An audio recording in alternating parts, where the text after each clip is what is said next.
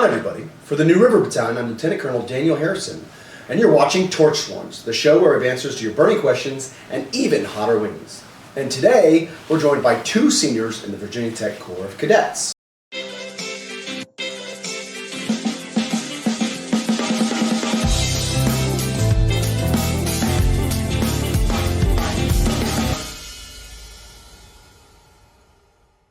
Having come on last October with two of his Army buddies.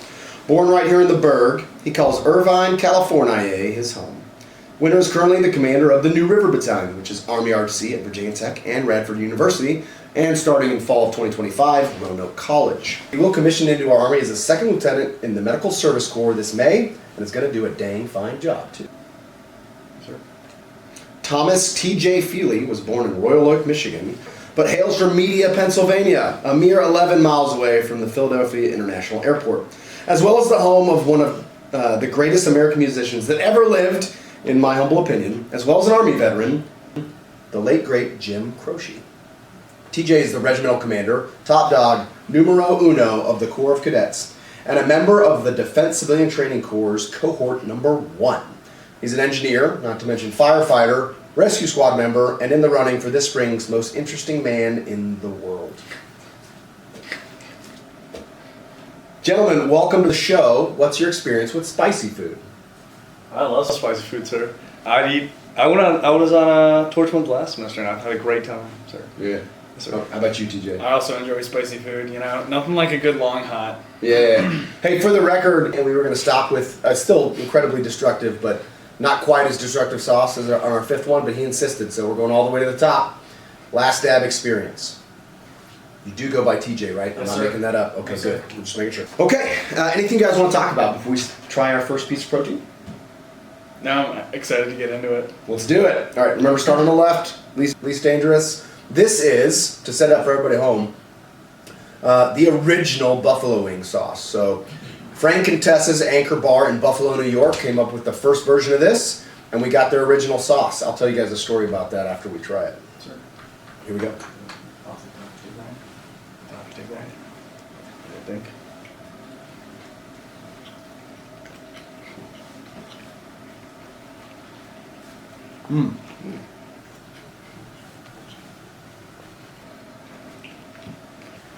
I would use that as salad dressing.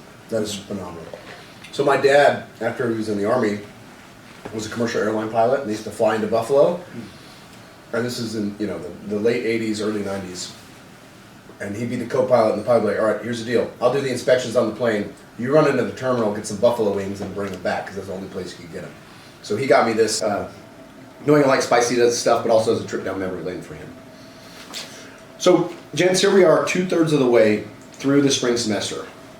I feel like it's flown by. I mean, that's crazy. We're 11 weeks in, 7 to go. What are you focused on as leaders for the next 7 weeks? From my perspective as regimental commander, we have Platoon Tactical Challenge coming up this Saturday. Very excited for that. Jackson McGay, he's our OIC. I trust that he'll have an excellent showing, which will bring us into gold phase, which is something new for the Corps. So seeing that implemented is something I'm really excited to see how that goes. As a leader of the new battalion, we're looking forward to big events like FTX, and we also have staff ride, and we have dining out, and all these things we have to make sure we're fully synced up for and make sure they run smoothly. But at that point, at the end of the semester, I'm looking forward to training up the new leaders for the new leadership staff of the next semester, and making sure they're able to do the same things we've been able to do and pursue it further than we have already, sir. Yeah, I mean, to your point, in both organizations, as leadership factories, you're always training the people that are going to replace you, which is one of the reasons why I enjoy my job, because I know you guys are going to replace me and all of my peers and all of the people who are doing stuff now as the leaders of this country. So it's a pretty cool process, but you get to see it in microcosm where you're picking the people, literally, you're picking the people that are going to replace you. All right, Winter.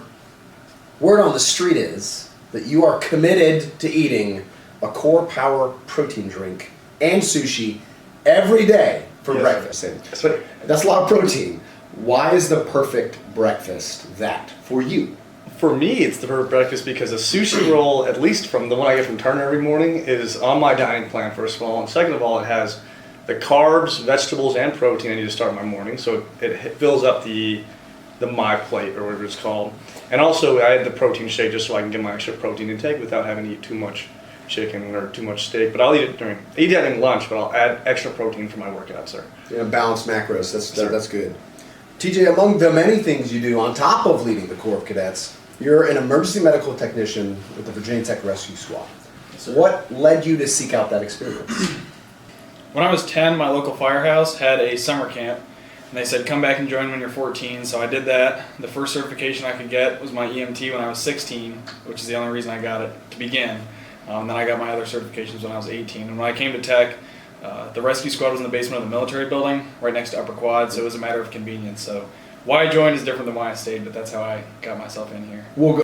Then why did you stay? The people. It's really unique to see how students are able to have a fully functional agency that's respected within Montgomery County. And we're working on a new station right now, and so to be able to bring my background of construction in with my love of service in emergency medicine is really quite cool because I'll be able to leave something behind. No, that's awesome. Because, I mean, is it all volunteers? All Every volunteers. single person?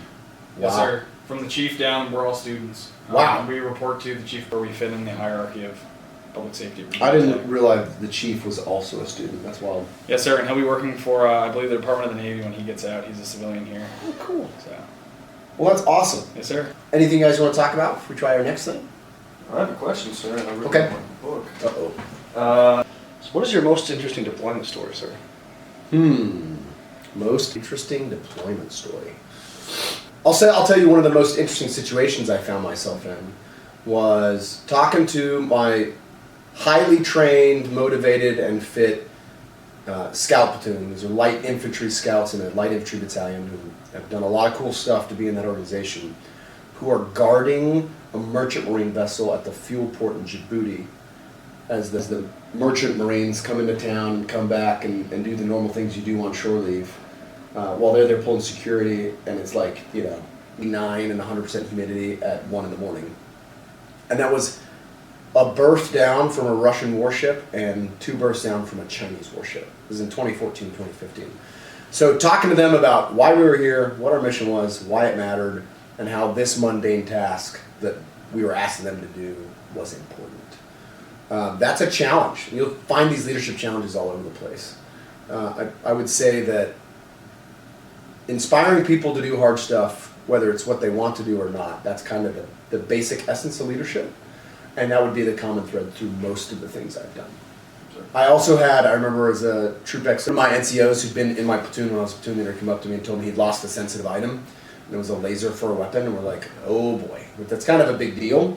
So we started looking everywhere, and we were about to go into the burn pit where our trash would go and get burned up and see if it got like stuck in a box or a bag or something. And he checked his pocket, and it was in his pocket. So that was interesting. I would not care to repeat that experience again. So I don't know if that's what you're going for, but that's what came to mind. Sir. That works. All right, well, let's jump it up a little bit. This is an sweet onion sauce. It's called Neil's. I really like it. Enjoy.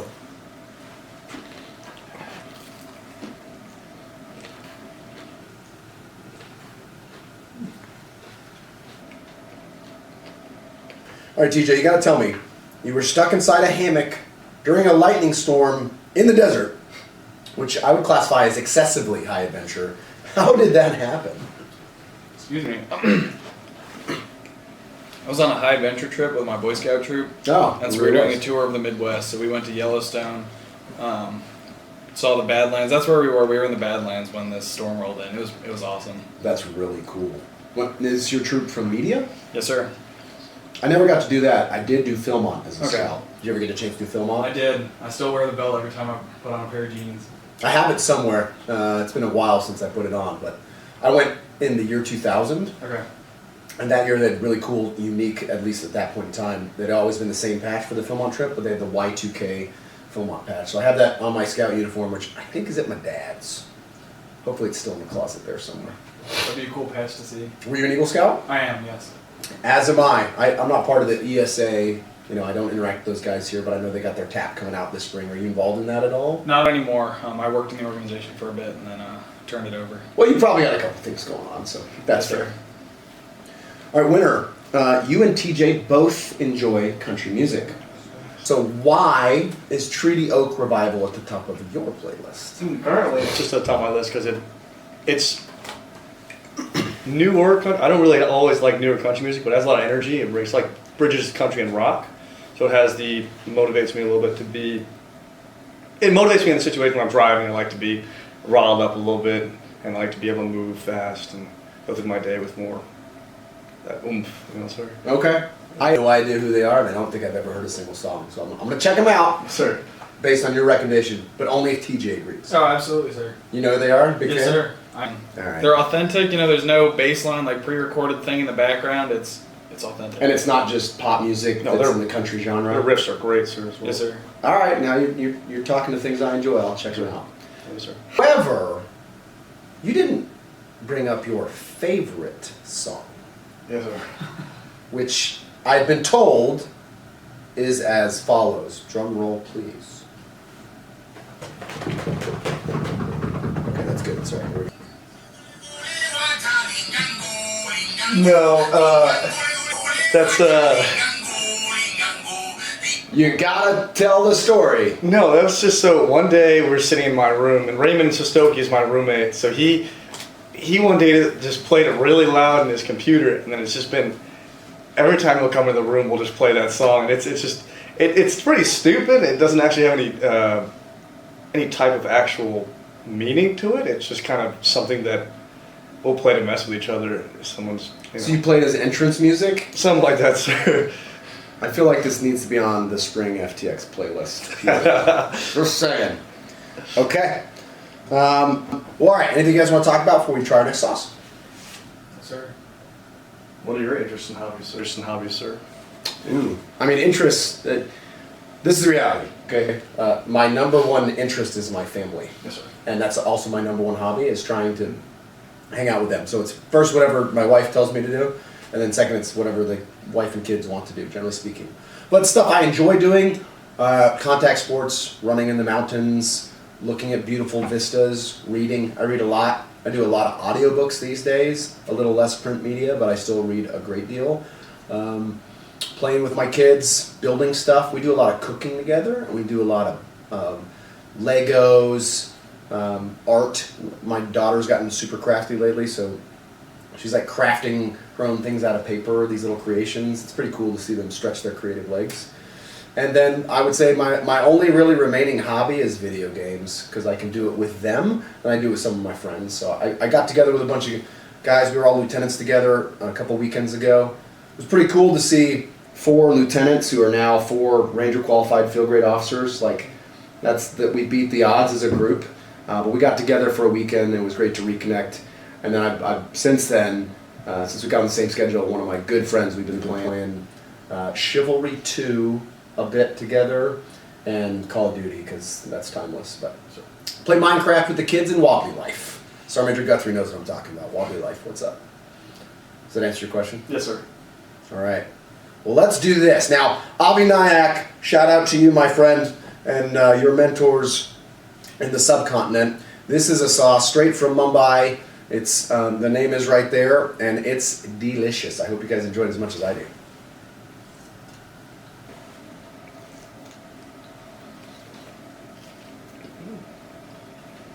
I'm drooling, no judgment. Okay, gentlemen, both of you were at least partially interested in Virginia Tech and the Corps because of family members. Winter, your dad got his PhD here while you were born here, and then TJ, your uncle, Commander Scott Knapp, the United States Navy, retired, is a Corps graduate. Members tell you about this place that encourage you to seek out this path. That's a great question. I sort of decided I was going here and then consulted him afterwards. I went early decision, so I Oh, wow. I don't know how much conversation we really had about it. Okay. Before. What advice did he give you once he found out you were interested? Have fun. Yeah, that was really it. So. Fair enough. Well, I'd really never known I was coming here, sir, because it's obviously not in the state, and it was kind of my 15th option because of the distance from my family. However, when I did get in, because of early action, I talked to my dad about it, and he was when he got here, he didn't speak much English. He was from China. He was a grad student here. He didn't have many, alleys to meet people as much, but he did tell me that when I got here is that I would always have family here as well as over there, and to just be yourself and work hard in school obviously, but you try to do all the stuff you can, make the best and the most of what you can on this campus. Well, so what what is the best way to make the most, besides doing what you do now as part of the Corps, which I think is a pretty awesome tradition? How do you get the most bang for your buck as a student here, or as a member of Hokie Nation? Just talking to people, just learning about their experience. That's really made me who I am. I've gone around and done things that I have done. I wasn't too involved in the Corps my sophomore year, really at all, and things have really turned around for me just from talking to folks and seeing what it all has to offer. Fair enough. So, for me, it's going into the community and searching for things to do. Like I've been involved in clubs on campus. I've just been, I try to go to the sporting events, do all the cool stuff that Virginia Tech has to offer for their students, especially because a lot of the stuff's free now, right? Why would I not go when it's free, when it's going to be something I pay for in the future?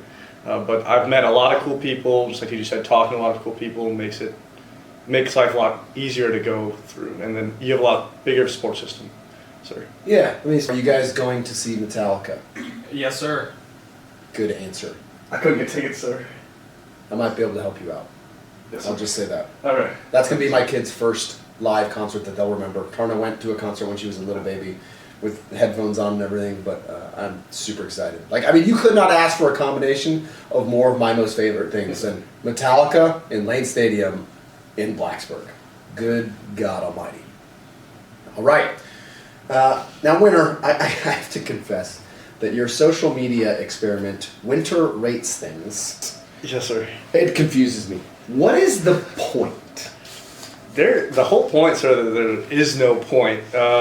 It's kind of just people like watching me review types of random things, and I try to make them as awkward as possible, just so that they're kind of a hard watch, like people would say. I kind of just my daily activities, and people for some reason seem to enjoy them. I never thought I got like 3,000 on my last video. And I didn't expect any of it. People just like watching me eat and then talk about the food I have, sir. So the experiment's gone. I don't really know how the experiment's gone, but it seems successful, sir. You're like the Seinfeld of 2025. It's a show about nothing, I guess. Something like I don't that, know. sir. All right. Then what I'm going to ask you to do is on this next sauce, I want you to rate it in the manner you would as Winter Rate. I can do that, sir. I can tell you that. All right. This is Funky's Dark Star. I told you beforehand, I feel like this is a very aggressive sauce. I hope it's kind to you. Thank you, sir. Thank you, sir.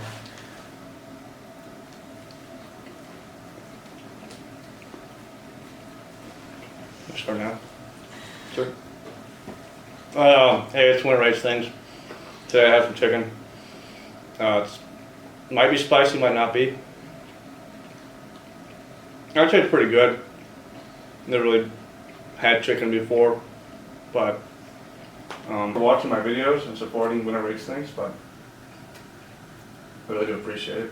We're reaching on 1 million followers thus far, and we're gonna reach for more in the future. Okay. The audience in the room likes it, so it must be successful. All right, Winter. I was able to pull some strings, and I found out what your first assignment is. Would you like to know what's next for Winter Niu? I would, sir. Congratulations. Your talents are headed to Fort Johnson, Louisiana. I'm just kidding. Hey, I was stationed there, for the record, when it was still Fort Polk. It's not too bad being stationed there versus visiting the Joint Readiness Training Center. But I heard that that was your deepest, darkest nightmare. It's not that in MTC, sir. One of the two of them pretty bad. That's the one closest to home. Yeah, but it's not really accessible. So I'd rather be able to fly 3 hours from Fort Carson, Colorado. Oh, well, I am highly partial to that duty station myself. Yes, sir. Okay, in reality, though, where do you want to go? So my top 3 right now are Fort Carson, Hawaii, and then Sam Houston. Sir. Okay, and why those locations? Carson because it's close to home, and I've heard the activities you can do outside the base are numerous. Hawaii is just a great place to be, sir, especially for someone like me who's still active and can do a lot of stuff when I won't be able to do. What are you trying to say? No, sorry. I mean, when I'm younger and I'm more able to go out, and I don't have a family yet to establish, sir. And then third is Sam Houston because it's the home of Army medicine, sir, if Yeah. I understand. So that'd be a good place for me to, I should start off, sir. Yeah, I was almost born at Fort Sam Houston. My mom was an Army physical therapist and was drilling in the reserves and went there and almost went into labor, but fought it back and made it back to Sacramento, I guess. Okay. TJ, this school year, between you and Carson Monternock and the previous regimental commander, you have brought back some core traditions and started some new ones. What changes do you think have or will be most impactful, and what are you most proud of to date? Or do you think you will be come June?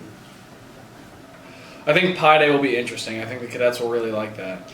That's the only tradition that I'm really aware of that's resurfaced since I've come in. I know Carson brought back the sales during New Cadet Week where, each TC decorates a napkin that they have to wear during chow. As far as leaving behind, I think I've pushed, a lot of decisions down to the lower levels, and I think that my staff is really excelling in their roles.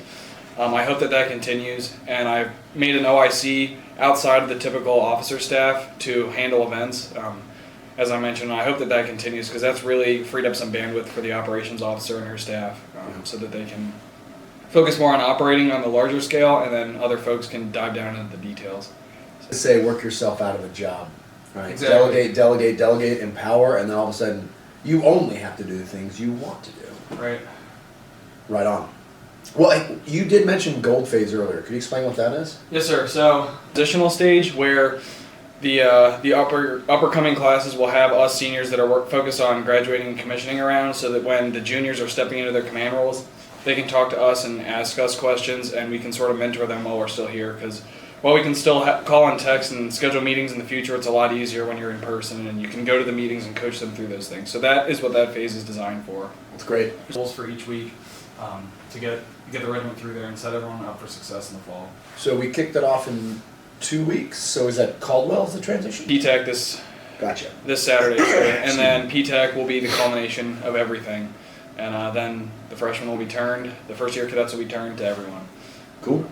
And be upperclassmen. Think about driving a car, left seat, right seat, ride, a transition where you're both there, you swap roles to some extent, but you still have someone on your shoulder coaching you through what they have done, and then you're confident to keep driving. So Yes, sir. That's a great model. Okay. Anything you guys want to talk about before we go to the end? When we talk about posts, sir, what are your favorite posts and what are your favorite job that you've had? That's what, sir. Oh, favorite. This is my favorite job. Sir. Being a platoon leader is amazing. Being a company commander is amazing. Being a major is rewarding, but exceptionally demanding. This job takes the cake to date. Now, when I take command of 112 this summer, that's the only job I would have left this for, is to be a battalion commander. But yeah. So my question for you going into the civilian service is, for the Army specifically, is how do I best interact with the combatant commanders? Yeah. So And the enlisted and the officers. Yeah, so for the Army, most of the government service, or DA, Department of the Army Civilians, DACs, exist in organizations like this or at higher staff levels or logistics units. So I honestly didn't interact with them almost at all outside of going to get like my pay fixed and go to the travel office for assistance until I was a major on a G staff, meaning a division staff, general staff. And that's when I realized why we have them as a system. They bring probably decades of experience in uniform now as a government civilian to do stuff that would require service members otherwise, but to do it in a manner that frees up people in uniform to go do stuff only people in uniform can do. So there's a lot of mutual trust and respect there. I think you approach it with the mindset that you're part of a winning team. And your leaders and supervisors should be treating you like you're part of a winning team. I've got 7 government civilians in Army RTC here, GS employees, that I'm essentially their raider or senior raider. And we treat them the same way as we do our service members. We owe them feedback on what they can improve. They owe us feedback on how we can do things better as an organization. And they're absolutely part of the team. They bring in a fundamentally important aspect of our program, which is they get stuff done to enable, in my case, the warfighter. Or here, the cadets. So just approach it as being part of a good team and treat people with dignity and respect, and I think you'll get a lot out of it. Thank you, sir. Absolutely. Good luck. Thank you. All right. Well, gents, here we are at the end of this trip. We're about to climb the mountain. This is the last dab, and it is tradition around here to put a little something extra on it. You don't have to. It's totally your own call. I recommend you call your own shot, but if you trust your neighbor, go for it. That is totally respectable. Up to you. You hit me, TJ. I did the last time. I was Oh, look at that. Look at that. That's Oot Prosum right there. okay, that worked. Don't hold back, Winter. You want to do 2 for the experience? I'll do 2. Sounds good. Up in the ante. Another one. There you go. Beautiful. Please save Amazing. that weapon system. I think that is the end of this bottle, so congratulations. You guys have destroyed the last bottle, last dab experience. Exceptional. Okay. Here's to you, gents. Cheers. Godspeed. Cheers. Cheers.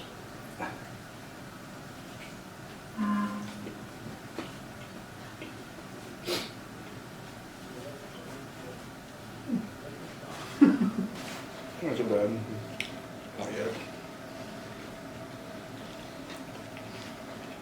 Hottest all-natural hot sauce in the world. Right, Winter, as the last dab fills me with nothing but regret.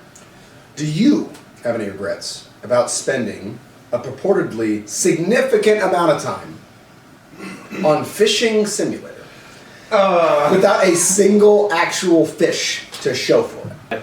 I have no regrets on my time spent on Fishing Simulator. No, it's just Fishing Simulator is just a game.